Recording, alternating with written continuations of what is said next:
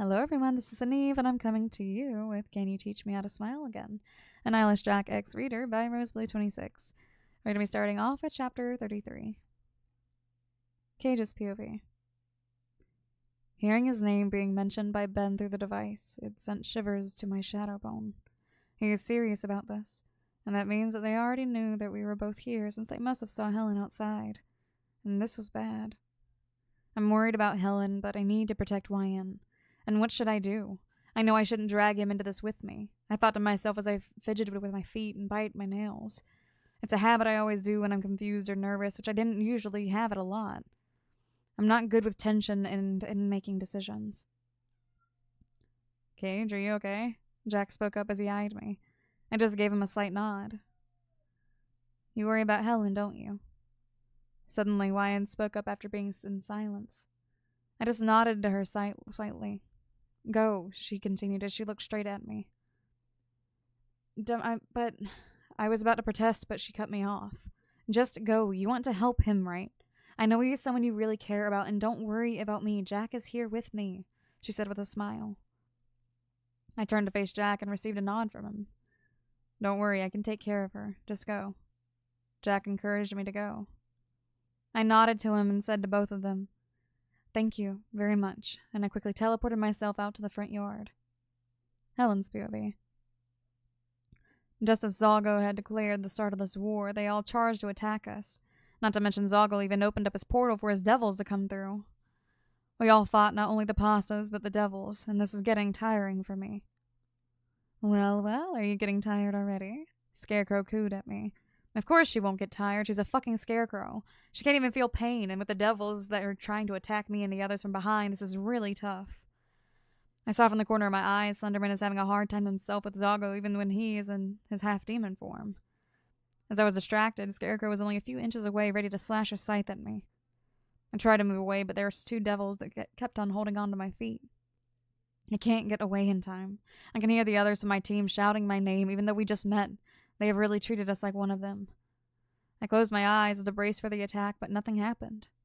I just felt a gush of wind, but nothing after that. I take a peek from behind my mask, and I saw that Scarecrow had already down a couple feet away from me, where she was just standing. What just happened? Who helped me? Suddenly, Cage was floating right in front of my face with his usual smiling self. Sorry to keep you waiting, he said with a hint of playfulness. I was taken aback from seeing him here. Wasn't he supposed to be protecting YN? What are you doing here? You're supposed to protect her. I whisper shout at him. He just landed on his feet with his hands held up in front of him.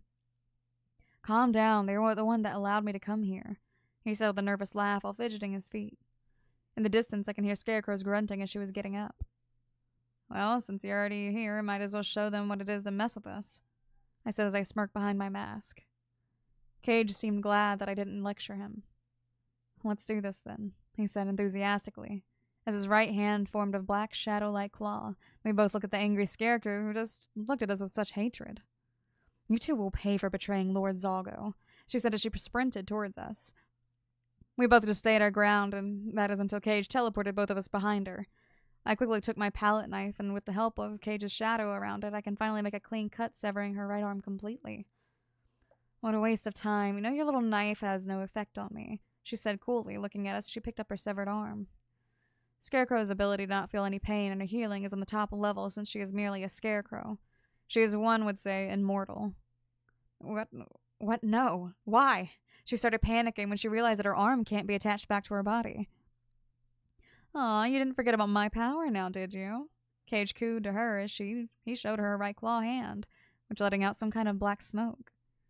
You two will pay for this, she growled as she kept swinging her scythe aiming to our heads. We kept dodging and backing away from her, and I saw an opening and signaled it to get to Cage. Cage, who quickly to understand, slipped through towards her when her hand is up in the air ready to swipe down, but she was too slow. Goodbye, Cage said, lowly, as he brought his right claw hand straight through her chest. Scarecrow looked at him with wide eyes. No, please, don't do it, she pleaded. And Cage's hand that went through her is now holding her most weakest or fatal point. Her heart. I can see the heart beating like how a normal human heart would do. With a simple grip from Cage's hand, her heart turned into dust and Scarecrow's body just went limp, lifeless. Cage took his hand out of her body, and he shook his hand as to remove what was left behind. That settled one of them, he said as he turned towards me. I gave him a nod and looked at the situation now. There are lots of things that needed to be done. Are you okay? You look very tired. Cage's voice snapped me back to reality. I gave him a slight nod, and I just realized that my breathing is pretty faster than normal. I guess I'm a bit exhausted after fighting the scarecrow who kept reattaching her limbs or regenerated her wounds. Yeah, I'm fine. I'm just a bit tired, I guess. We need to... I couldn't finish my words, and suddenly he teleported us into the mansion. I blinked as I looked, and I was in front of YN, Jack, and Sally, who looked as surprised as I was. What the... Cage quickly cut me off mid-sentence as he talked to Jack and YN. Please, take care of him. I'm going back out there to help with the others, he said as he was ignoring my confusion. YN was the first one to nod her head as she then explained what Cage just said to Jack. And Jack looked at me and then nodded his head towards Cage. Wait, I'm perfectly fine. I was about to protest when I feel a pain on my left side, hissing at the pain, and I didn't realize it till now, and it must have been during the fight before Cage came. See, you are not fine. Now just let them help you. I'll take care of the rest outside, he said in a stern voice. That was the first time Cage said anything with that kind of tone. Suddenly I felt a hand touch my shoulder, bringing me back from my own trance, and YN gave me a small smile. Don't worry, we need to trust him and Cage. Please, take care of yourself and the others, she said as she looked at him straight in the eyes. Cage just gave a nod and teleported away. Well, let's fix you up now before it gets worse, Jack said as he helped me to get up. I'll go get the first aid, YN said, but then she was stopped by Jack. No, you'll stay here and keep the pressure on his wound. I'll go get it from my room, Jack ordered. YN just nodded and did as she was told. She's been really quiet after Jack had left the room. Same goes to Sally, who was hugging her bear and a camera. I dismissed my thought as YN suddenly spoke up. Is it bad out there? Is there anyone else who is hurt? She said with a hint of sadness in her voice. I didn't know what to say to her. I don't want to lie, as she might have guessed from the noises that can be heard from in here, but I also don't want to make her more sad as it is. So I just kept silent. I just hope we all can make it to tomorrow. Chapter 34, Jack's POV. Once I had finished fixing up Helen, we just sat in the room in silence, and Helen just slept after we had forced him to eat the medicine. He kept saying that he was fine and wanted to go back outside. Myron helped me to calm him down and told him to take the medicine, and once he took it and rested a while, he can go back outside. That's what she said to him, which made Helen agree to it reluctantly. Sally was also sitting on the bed while hugging Charlie like her life was depending on it. The chaos from the outside can be heard clearly in from in here, making her trembling in terror. Sally might be a pasta, but she can't handle the tension, and the fact that her family could be in danger, I couldn't blame her. She is the only child in this group. Maya, on the other hand, she just kept quiet as she was looking like she was in deep thought, as she sat and leaned her head on the nightstand. Hey, I tried to catch her attention. She blinked a couple of times before looking at me. Yeah, she hummed. Her face showed how worried she was about the others, and I took my mask off and sat in front of her. Are you okay? I asked. She just nodded her head slowly and stared at both of her hands, making me even more worried as to what she was thinking. I held both of her hands and gave it a little squeeze for comfort. I'm here, don't worry, we will be all right, I said, comforting her, even though deep and down inside of me I knew it would need a whole lot of miracles for this to be happening, without any sacrifice. The truth is, I'm also afraid of losing any of our members, our family. I heard her mumbling to herself. Lion, I called out to her. She looked up at me with a pair of glassy eyes. It's all my fault, she mumbled a bit more clearly this time. If only I didn't come here, if only I just stayed with my aunts or just moved to another town anywhere but here, none of this would have happened. You guys wouldn't be in this situation right now, she continued as some of her tears began to run down her cheeks. I could feel my blood boiling up. I pulled her hands towards me forcefully, which stunned her, and I gave her a hug. Her body was tense at my sudden action. Stop saying that. You know I hate it when you say that, I said, growling a little. Her body became more tense than before. I'm sorry. She tried to speak up while trying to hold her sobbing. I let out a heavy sigh as I pat her hair. I'm sorry. I didn't mean to scare you. It's just that I hate when you say things like that. It's not your fault. The only one who shouldn't exist in our life is Zalgo, not you. You are the most important thing that has happened in my life. The most precious thing, and please, promise me you won't say that ever again, I said as I kept rubbing a slow circle behind her back to comfort her. Her body had become more relaxed as she slowly nodded her head, and she clutched my hoodie as she tried to hold her sobbing back.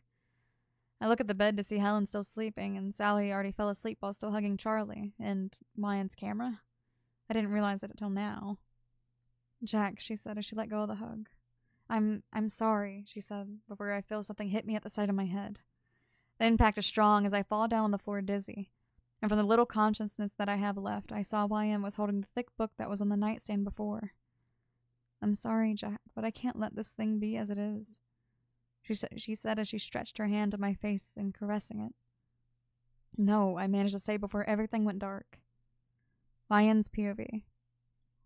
I'm really sorry, Jack. I don't want to hurt you, but I have to, I said as I placed him to a lean on the wall. I held his face and placed my forehead to his. You are the most important and precious thing that has happened to me, too. And so are the others. And I can't let anything happen to any of you. I don't care if it costs me my life. I don't want to sit around and just watch them disappear, I whisper. I take a deep breath and I let go of him. I look at the bed and I saw both of them were still sleeping. Good. I glanced at the camera which Sally was holding, and a small smile made its way to my face. Take good care of it, Sally. I put on my dark blue hoodie from my closet and walk out of the room. It's me that you want, right, Zago? Unknown POV. So you're going out after all, I cooed at YN. She remained silent as she kept her gaze straight in front. You do know what will happen to us if you do that, right? I continued to talk. Yes, she simply replied as she stopped in her tracks. But as long as you stay hidden here, he won't get what he wants. So I want you to go back, she hissed. Aw, we just got reunited back after all those years and you already kicked me to go back there?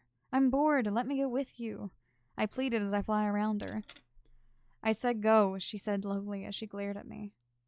Fine, jeez, I said before doing as she instructed. I was just free last night, and now I have to stay back there till the time is right? How should I know when is right? Well, I guess I just need to stay till I feel so bored. Yeah, I'll just get out when I can't stand the boredom in there. And she said only when time is right? So it really just depends on me. Well, let's just take a nap till then, I guess. This is the end of that chapter. The chapter after this one is chapter 35. I will see you guys in the next episode. I hope you enjoy. Bye-bye.